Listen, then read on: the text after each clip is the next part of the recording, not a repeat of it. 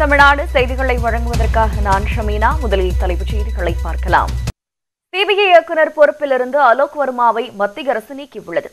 மத்திய அரசால் கட்டாய விடுப்பில் அனுப்பப்பட்டிருந்த அலோக் வர்மாவை மீண்டும் சிபிஐ இயக்குநராக உச்சநீதிமன்றம் நியமித்திருந்தது. அவர் பொறுப்பேற்ற 30 மணி நேரத்திற்குள் அந்த பதவியில் இருந்து மத்திய அரசால் நீக்கப்பட்டுள்ளார். பிரதமர் நரேந்திர மோடி தலைமையிலான உயர்மட்ட தேர்வுக்குழு இந்த முடிவை எடுத்துள்ளது.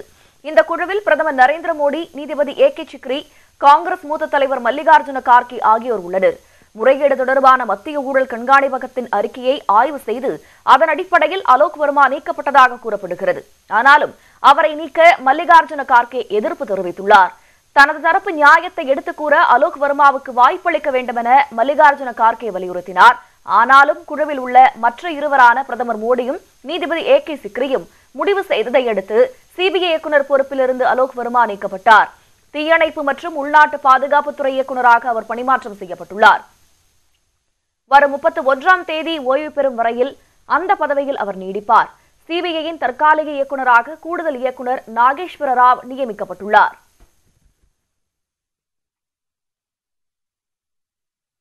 முறைகேடு மற்றும் லஞ்ச புகார்களின் பின்னணியில் சிபிஐ இயக்குநர் பொறுப்பிலிருந்து அலோக் வர்மா நீக்கப்பட்டுள்ளதாக தகவல் வெளியாகியுள்ளது. அலோக் வர்மா மீதான குற்றச்சாட்டுகள் குறித்து 6 பக்கங்கள் கொண்ட அறிக்கையை அரசிடம் மத்திய ஊழல் கண்காணிப்பகம் வழங்கியிருந்தது. அதில் அலோக் வர்மா மீது அமைச்சரவை செயலர் முன்வைத்த புகார் தொடர்பான விசாரணை ஆரம்ப கட்டத்தில் இருப்பதாக தெரிவிக்கப்பட்டுள்ளது. சில குற்றச்சாட்டுகள் மீது இன்னும் விரிவான விசாரணை தேவைப்படுவதால் அலோக் வர்மாவை அதே அமைப்பின் தலைவராக தொடர முடியாது என்றும், அவரின் கீழ் சிபிஐ இருந்தால் நேர்மையாக விசாரணை நடைபெறாது எனவும் கூறப்பட்டுள்ளது. பீகார் முன்னாள் முதலமைச்சர் லாலு பிரசாத் தொடர்புடைய கால்நடை தீவன ஊழல் வழக்கு உள்ளிட்ட முக்கிய வழக்குகளின் விசாரணையை தடுக்க அலோக் வர்மா முயற்சிப்பதாக சிறப்பு இயக்குநர் ராகேஷ் அஸ்தானா மத்திய ஊழல் தடுப்பு ஆணையருக்கு ஏற்கனவே கடிதம் எழுதியிருந்தார். அப்பொழுது அந்த கடிதம் பரபரப்பாக பேசப்பட்டது. பின்னர் டெல்லியைச் சேர்ந்த இறைச்சி ஏற்றுமதியாளரான மொயின் குரோஷி மீதான மோசடி வழக்கை மூடி மறைப்பதற்காக 2 கோடி லஞ்சம் பெறப்பட்டதாகவும் அலோக் வர்மா புகார் கூறப்பட்டிருந்தது. சர்க்கரை பெறும் குடும்ப அட்டைதாரர்களுக்கு 1000 ரூபாய் பொங்கல் பரிசு வழங்க கோரி தமிழக அரசு சார்பில் தாக்கல் செய்யப்பட்ட மனு சென்னை உயர்நீதிமன்றத்தில் இன்று விசாரணைக்கு வருகிறது. பொங்கல் பண்டிகையினை ஒட்டி 1000 ரூபாய் பணத்துடன் பச்சரிசி, சீனி, கரும்பு உள்ளிட்ட பொருட்கள் நியாய விலை கடைகள் மூலம் கடந்த திங்கட்கிழமை முதல் வழங்கப்பட்டு வருகின்றன. இதில் அனைத்து குடும்ப அட்டைதாரர்களுக்கும் 1000 ரூபாய் வழங்குவதை எதிர்த்து தொடரப்பட்ட வழக்கில் சர்க்கரை பெறும் குடும்ப அட்டைதாரர்கள் எந்த பொருளும் பெறாத குடும்ப அட்டைதாரர்களுக்கு 1000 ரூபாய் பரிசு வழங்க உயர்நீதிமன்றம் தடை விதித்தது. இந்த தடை உத்தரவை மாற்றி அமைக்க கோரி தமிழக கூட்டுறவு, உணவு மற்றும் நுகர்வோர் பாதுகாப்புத்துறை முதன்மை செயலாளர் தயானந்த கட்டாரியா சென்னை உயர்நீதிமன்றத்தில் மனு தாக்கல் செய்துள்ளார்.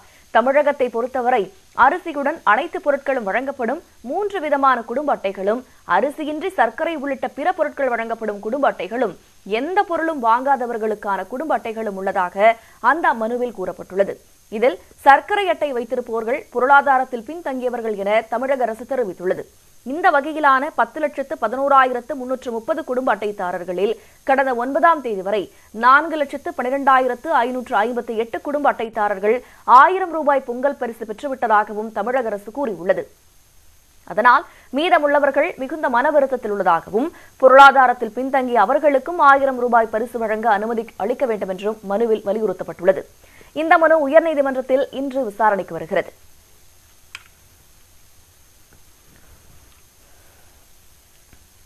பேட்ட திரைப்படம் ரசிகர்களை சந்தோஷப்படுத்த இருப்பதால் தனக்கு மகிழ்ச்சி அளிப்பதாக நடிகர் ரஜினிகாந்த் தெரிவித்துள்ளார். சென்னை போயஸ் கார்டனில் செய்தியாளருடன் பேசிய அவர், பேட்ட திரைப்படத்தின் பெருமை இயக்குநர் கார்த்திக் சுப்பராஜையை சேரும் என்று கூறியுள்ளார். அதான் அவங்களுக்கு ஏதோ பிடிச்சி அவங்களுக்கு பிடிச்சா ரொம்ப சந்தோஷங்க. அதான் இம்பார்ட்டன்ட். அவங்களுக்கு வந்து சந்தோஷப்படுறது தான் நம்ம வேலை. அவங்களுக்கு ரொம்ப சந்தோஷம் தான், ரொம்ப சந்தோஷம். அந்த பழைய ரஜினியை திரும்ப பார்த்த காளியை திரும்ப பார்த்த அதெல்லாம் அது கார்த்திக் சுப்பராஜ் தான் அந்த பெருமையாக போகுங்க.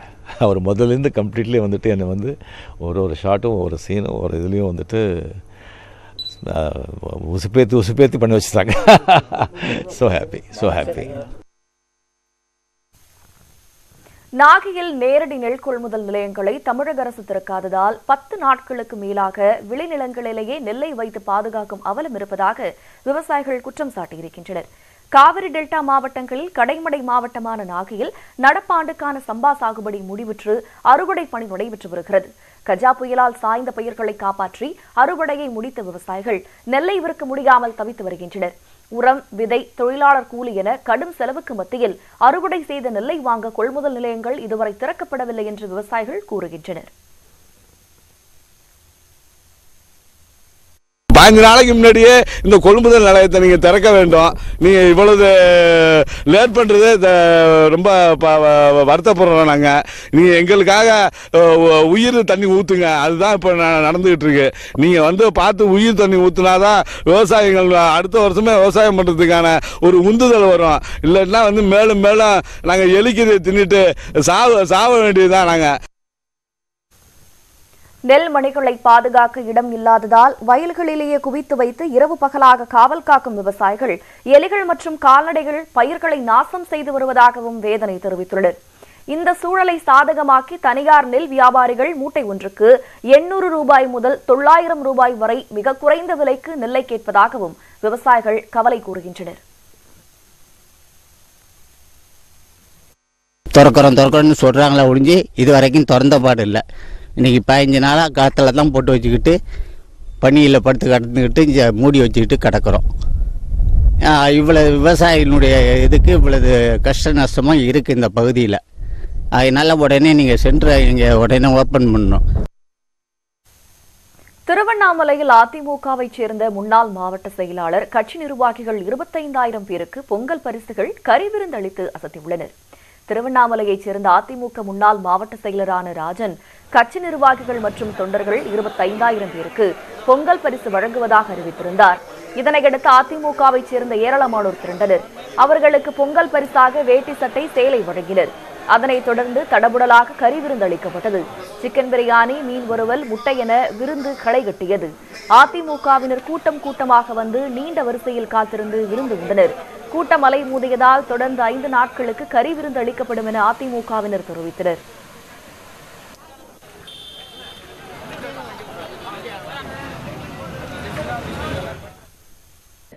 கோவை மாவட்டத்தில் பெற்றோரை இழந்த மாணவிக்கு அரசு பள்ளி ஆசிரியர்கள் பள்ளி வளாகத்திலேயே காதணி விழா நடத்திய சம்பவம் நெகிழ்ச்சியை ஏற்படுத்தியுள்ளது. கோவை மாவட்டம் பேரூரை அடுத்த ராமசெட்டிபாளையத்தில் வசித்து வரும் சிறுமி வினோதினி பெற்றோரை இழந்து பாட்டி பாப்பம்மாள் அரவணைப்பில் வளர்ந்து வருகிறார். ராமசெட்டிபாளையத்தில் உள்ள மாநகராட்சி தொடக்கப்பள்ளியில் 4ஆம் வகுப்பு படித்து வரும் வினோதினிக்கு சக மாணவிகள் காதில் கம்மல் அணிந்து வருவதை பார்த்து தனக்கும் காது குத்த வேண்டும் என்ற ஆசை ஏற்பட்டுள்ளது. குடும்ப வறுமை காரணமாக வயதான பாட்டியால் காதணி விழா நடத்த முடியாததை உணர்ந்த வினோதினி தனது ஏக்கத்தை தோழிகளிடம் கூறியுள்ளார். இதனை மாணவர்கள் ஆசிரியர்களிடம் தெரிவித்தனர்.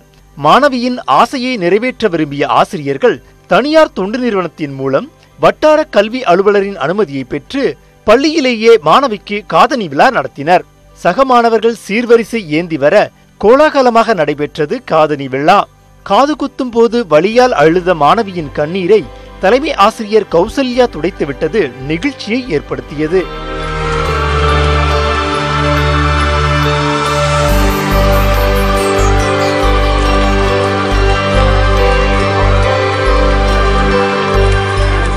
ஸ்கூலில் செய்யலாம் அப்படின்னு நாங்கள்லாம் முடிவு பண்ணோம். அப்புறம் அதே நம்ம ஸ்கூல்லேயே இந்த ஃபங்க்ஷனை வச்சுக்கலான்னு எங்கள் வட்டார கல்வி அலுவலர்கிட்ட நாங்கள் பர்மிஷன் வாங்கி அவங்க மூலமாக நீங்கள் அவங்களும் இன்றைக்கி வருகை செஞ்சு புரிஞ்சுருந்தாங்க.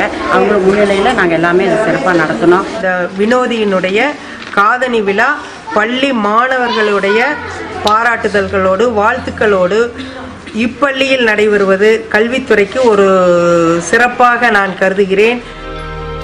நண்பர்கள் ஆசிரியர்கள் தான் உலகம் என்று இருந்த மாணவிக்கு அவர்களே சீர்வரிசையுடன் காதணி விழா நடத்தியதை பொதுமக்கள் வெகுவாக பாராட்டினர்.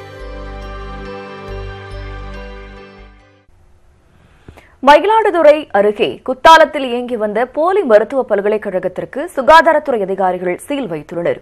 நாகை மாவட்டம் திருவேல்குடி பகுதியைச் சேர்ந்த செல்வராஜ் என்பவர் குத்தாலத்தில் அகில உலக திறந்தவெளி மாற்றுமுறை மருத்துவ பல்கலைக்கழகம் என்ற பெயரில் கல்வி நிறுவனத்தை நடத்தி வந்தார். தமிழகம் மட்டுமின்றி வெளி மாநிலங்கள் மற்றும் வெளிநாடுகளைச் சேர்ந்தவர்கள் பல்கலைக்கழகத்தில் சேர்ந்து ஆயுர்வேத மற்றும் சித்த மருத்துவ துறைகளில் பட்டம் பெற்றுள்ளனர்.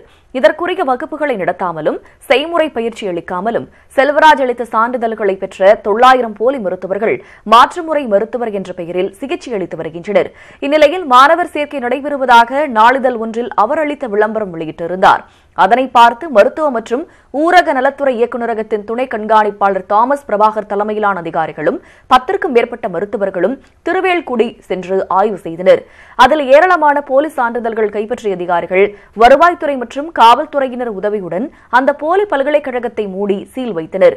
கடந்த 9 ஆண்டுகளில் ஆயிரக்கணக்கான போலி மருத்துவ சான்றிதழ்கள் வழங்கியது தற்பொழுது அம்பலமாகியுள்ளது. இவர் சர்டிஃபிகேட் போலியாக இஷ்யூ பண்ணி இந்த 900 மேல் உள்ள டாக்டர்களும் இந்தியா மற்றும் வெளிநாடுகளிலும் இவர் டிகிரி கொடுத்திருக்கிறார். அந்த மருத்துவர்கள் எல்லாம் மக்களுக்கு அவருடைய இதுபோல மருத்துவர்களை உருவாக்கி பொதுமக்களுக்கு இவர் தீங்கு விளைவித்திருக்கிறார் என்று இவர் மீது சட்டப்படி இப்போ நடவடிக்கை எடுக்கப்பட்டு வருகிறது. சென்னை ஆவடியை அடுத்த பட்டாபிராமில் பழிக்கு பழி கொலையை தடுத்து நிறுத்திய போலீசார் 2 கும்பலை சேர்ந்த 9 பேரை கைது செய்துள்ளனர். இனிமேல் கத்தியை கையில் எடுக்க மாட்டோம் என காவல் ஆய்வாளரிடம் கதறியபடி இளைஞர்கள் மன்னிப்பு கேட்டனர். இந்த 4 இளைஞர்கள்தான் பகையாளியை கொல்ல முடியாத ஆத்திரத்தில் தங்களை சீண்டிய பெட்ரோல் பங்க் ஊழியரை தாக்கி போலீசாரிடம் சிக்கியவர்கள். சென்னை பட்டாபிராம் நெடுஞ்சாலையில் உள்ள பெட்ரோல் பங்கில் பகுதி நேர ஊழியராக பாலிடெக்னிக் கல்லூரி மாணவர் புருஷோத்தமன் பணிபுரிந்து வந்தார். கடந்த 8ஆம் தேதி வழக்கம் போல் பெட்ரோல் நிரப்பும் பணியில் ஈடுபட்டிருந்த மாணவரிடம் எரிபொருள் நிரப்புவதற்காக 4 ஆட்டோக்கள் வந்தன. அதில் ஒரு ஆட்டோவில் மது போதையில் இருந்த இளைஞர்கள் தங்கள் ஆட்டோவுக்கு முதலில் எரிபொருள் நிரப்ப கூறி தகராறு செய்ததாக கூறப்படுகிறது. அதனை ஏற்க மறுத்த புருஷோத்தமன் வரிசையில் வருமாறு கூறியதை அடுத்து ஆத்திரமடைந்த அவர்கள் ஆட்டோவில் மறைத்து வைத்திருந்த கத்தியால் சரமாரியாக தாக்கியதோடு மட்டுமல்லாமல் கேஸ் நிரப்பும் இயந்திரத்தையும் உடைத்தனர்.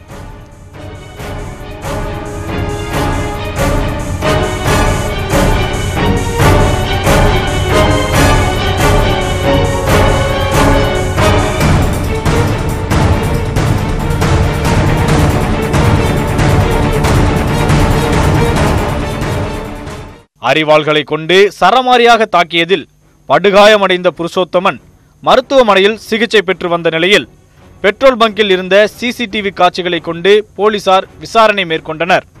இந்த சம்பவம் தொடர்பாக செவ்வாய்ப்பேட்டையில் பதுங்கியிருந்த ஷாம், அப்பேன், கார்த்தி, சதீஷ் ஆகிய 4 இளைஞர்கள் பிடிபட்டனர். அவர்களை கைது செய்த போலீசார் ஆட்டோவில் இருந்து ஒரு பட்டா கத்தியையும் ஆட்டோவையும் பறிமுதல் செய்தனர்.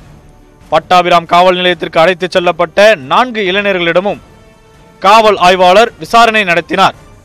பட்டாபிராம் குளக்கரை பகுதியில் வசித்து வரும் பாலா என்பவரை முன்விரோதம் காரணமாக கொலை செய்ய திட்டமிட்டு இருந்ததும் பாலா வீட்டில் இல்லாததால் அவரது வீட்டின் கதவை தாக்கிவிட்டு வரும் வழியில் பெட்ரோல் பங்கில் ஏற்பட்ட பிரச்சனையில் அந்த ஊழியரை வெட்டியதாகவும் 4 பேர் வாக்குமூலம் அளித்தனர்.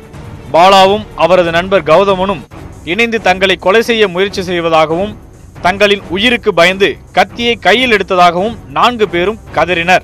இனிமேல் எதுவுமே கரெக்டா இருப்பேன் சார். நாங்க கரெக்டா இங்க ஊதுறோம் சார். எங்களை காப்பாத்தினா போறோம் சார். எங்களை காப்பாத்திதான் சார் நாங்க கத்தி எடுக்கிறோம். எப்படி எடுக்க மாட்டேன் சார் சத்தியமா. நாங்க உங்ககிட்ட கூட ஊதுறோம் சார். என் பொண்டாட்டி பிள்ளை நல்லா இருக்கும் சார் நாங்க எல்லாம் பண்றோம். எங்களுக்கு எதுவுமே வேணாம் சார். ரவுடிசமே வேணாம் சார். நாங்க நல்லா எங்க சாப்பாடு சாப்பிட்டு நாங்க சாப்பிடுவோம் சார். கரெக்டா இருப்போம் சார். டெய்லி போயிட்டு வந்தோடனே நாங்க அதோட இது பண்றோம் சார். ஒழுங்கா இருப்போம் சார். இதனைத் தொடர்ந்து அந்த 4 இளைஞர்களையும் கொலை செய்ய திட்டமிட்டிருந்த பாலா, கௌதமன், சுகுமார், உதயகுமார் ஆகிய 5 பேரும் கைது செய்யப்பட்டனர். இந்த வழக்கில் இரு கும்பலுக்கிடையேயான மோதலும் அதனால் ஏற்பட இருந்த கொலையும் காவல்துறையின் துரித நடவடிக்கையால் தவிர்க்கப்பட்டது.